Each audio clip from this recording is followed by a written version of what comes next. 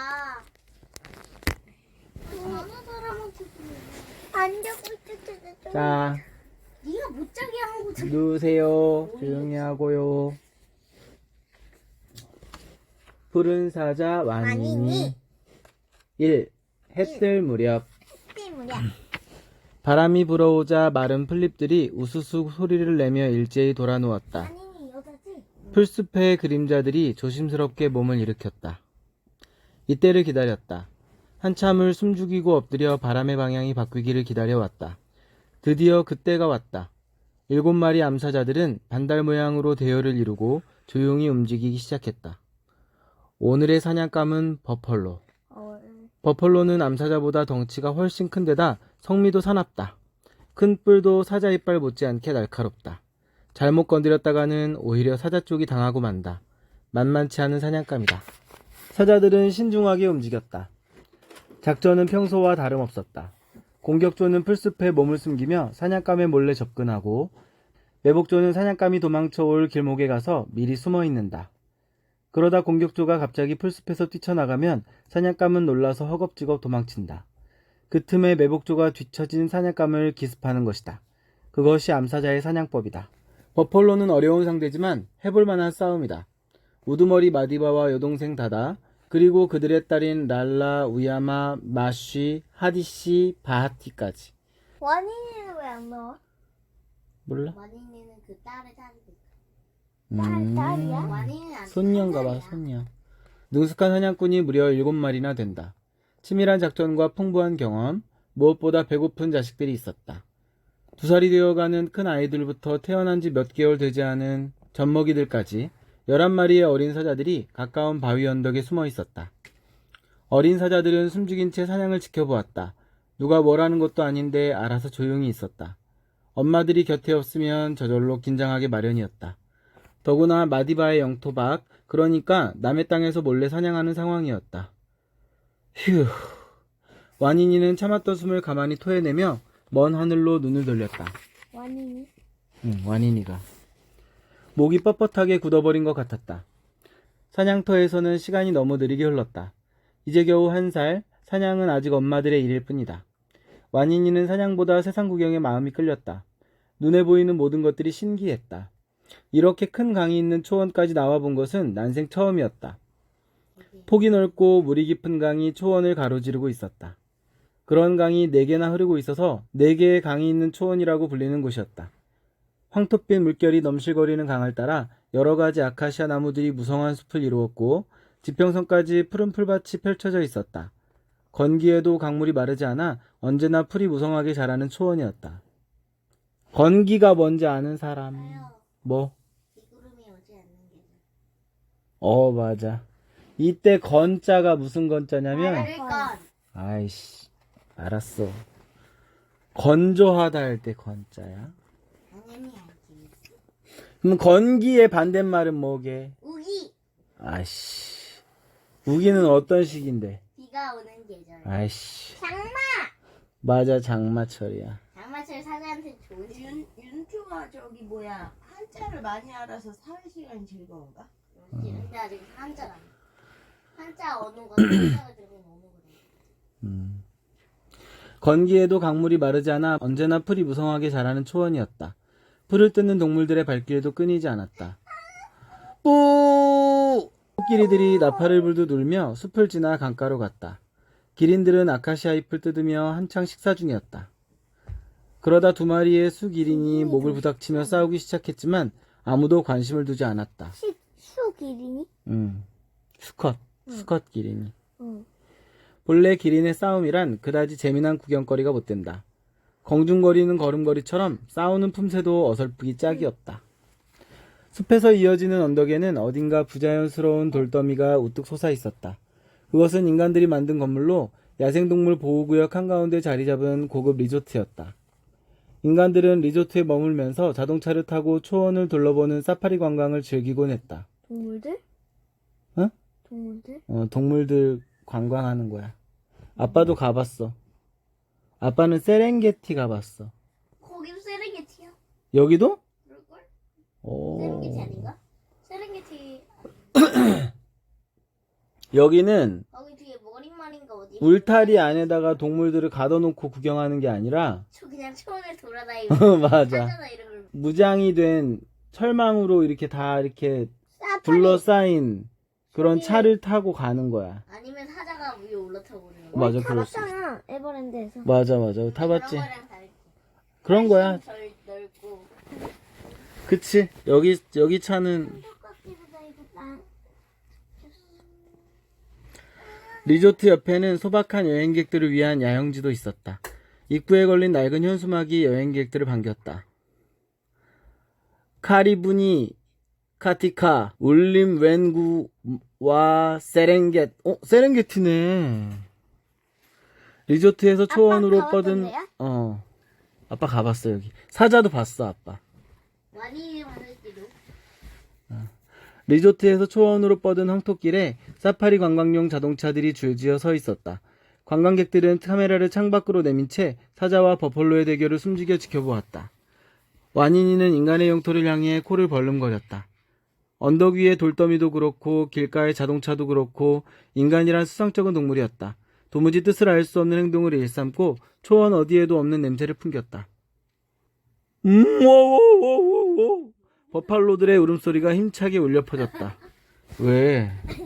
실감나지? 아니 진짜 같지? 워워워워워. 찬다면서 사진을 찍고 있어. 버펄로들은 아직도 사자들의 움직임을 전혀 눈치채지 못하고 있었다. 버펄로들의 등에 앉은 회색 기떼까치들은 사자의 움직임을 훤히 보고 있지만 아랑곳하지 않았다. 버펄로야 사자의 먹잇감이 되든 말든 저희들끼리 노래만 불러댔다. 버펄로 털 속에 벌레를 잡아먹고 사는 처지이면서도 뭐? 버펄로를 뭔데? 도울 생각은 조금도 뭐? 없었다. 뭐? 새? 회색 기떼까치. 얘네들은 버펄로의 그 털 속에 있는 벌레들을 잡아먹고 살아. 왜? 이런 관계를 뭐라고 하게요? 뭐? 공생관계. 맞아. 버펄로는 뭐가 좋을까? 아폴로? 풀. 아니, 버펄로한테는 얘랑 같이 살면 뭐가 좋을까? 저요. 뭐? 벌레가 없어지 뭐. 맞아. 까치들한테는 뭐가 좋아? 먹이를 얻을 수 있어. 맞아.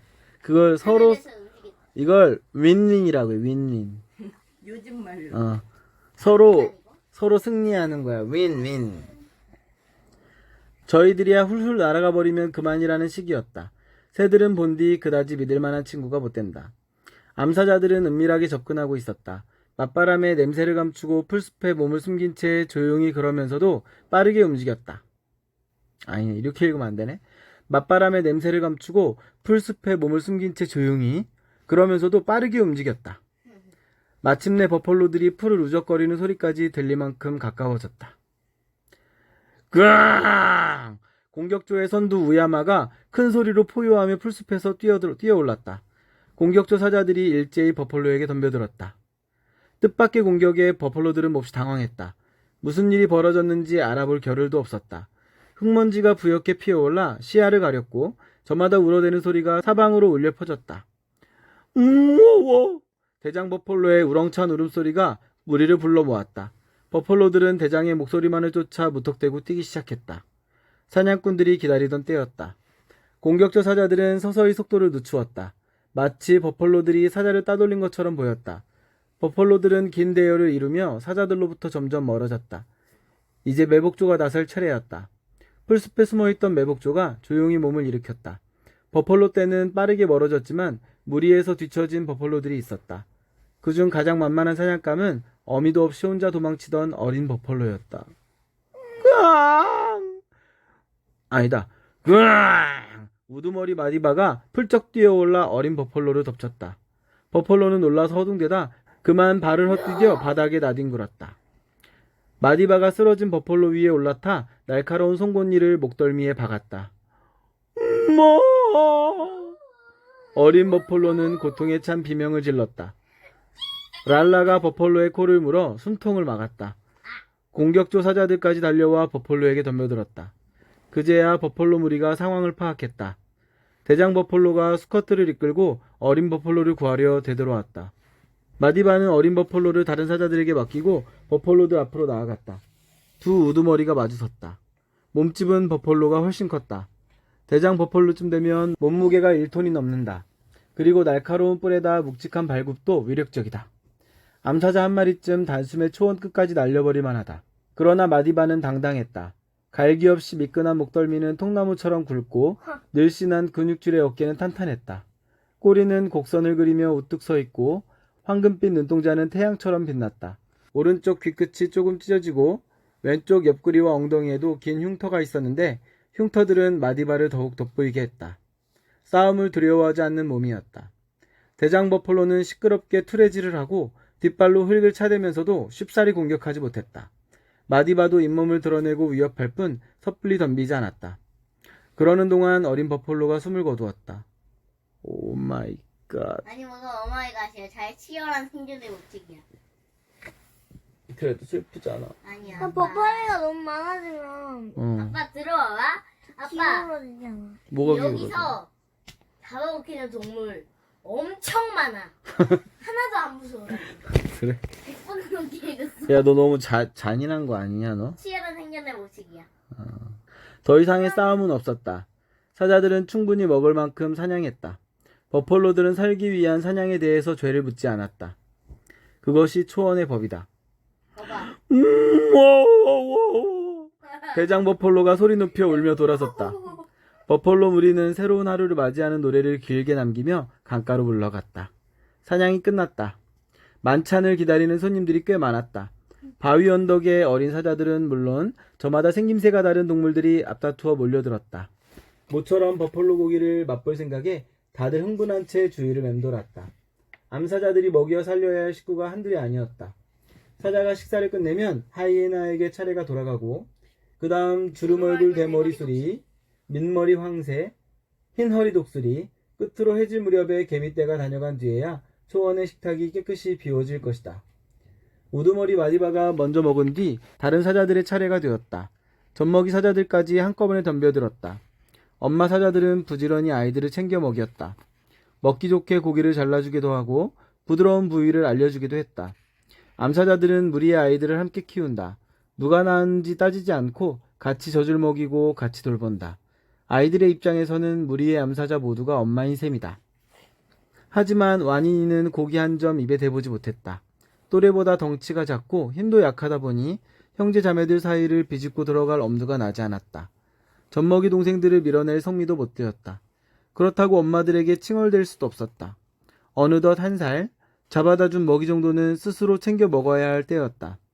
한참 만에 랄라 엄마가 와니니에게 먹음직한 고깃덩이 하나를 툭 던져주었다. 덕분에 와니니는 오늘 처음 버펄로 고기를 맛보았다. 역시 초원에서 제일 가는 맛이었다. 그때 마디바가 일어서며 말했다. 자, 돌아가자. 그것으로 끝이었다. 마디바의 사자들은 버펄로 고기를 남겨두고 일어났다. 마디바의 명령이 떨어졌으니 곧장 움직여야 했다. 이미 다들 배불리 먹었다. 와니니는 겨우 먹기 시작한 참이지만 어리광을 부릴 수는 없었다. 이제 남겨진 고기는 다른 동물들의 몫이었다. 마디바가 앞장섰다. 다른 사자들은 마디바 뒤로 줄지어 초원을 가로질렀다. 높이 자란 풀숲을 지나는데 발밑에서 먼지가 피어올랐다. 그렇게 한참을 가다 보니 세찬 물소리가 들려왔다. 어느덧 은갈의 강이었다. 먼저 마디바가 훌쩍 뛰어 강을 건넜다. 은갈의 강에서부터 마디바의 영토였다. 마디바는 강가의 흙을 뒷발로 파헤치고 오줌을 몇 방울 떨어뜨린 뒤 흙으로 잘 덮었다. 그러고는 강 건너 초원을 향해 큰 소리로 포효했다. 다른 암사자들도 차례로 강을 건너 영역 표시를 하고 크게 포효했다. 그곳이 마디바의 영토임을 널리 알리려는 것이다. 어린 사자들도 하나둘 강을 건넜다. 젖먹이 사자들은 물이 얕은 곳을 골라 강바닥을 걸어서 건넜고 1살이 넘은 사자들은 엄마들이 하는 대로 강을 단숨에 건너뛰었다. 와니니는 또 고민에 빠졌다. 건너뛸 자신은 없고 걸어서 건너기는 창피했다. 그런데 오늘은 어쩐지 자신이 생겼다. 강폭이 전보다 좁아진 느낌이었다. 강물도 확실히 줄어든 것 같았다. 그러고 보니 며칠째 비가 오지 않았다. 하루에도 몇 차례나 비를 퍼붓던 먹구름이 모두 사라져버렸다. 와니니는 은갈의 강을 훌쩍 뛰어 건넜다. 하늘이 유난히도 높으른 5월의 어느 아침이었다. 5월? 5월 여름인데. 아니 봄이야. 5월 여름이야. 5월은 어린이날 우리들은 잘한다.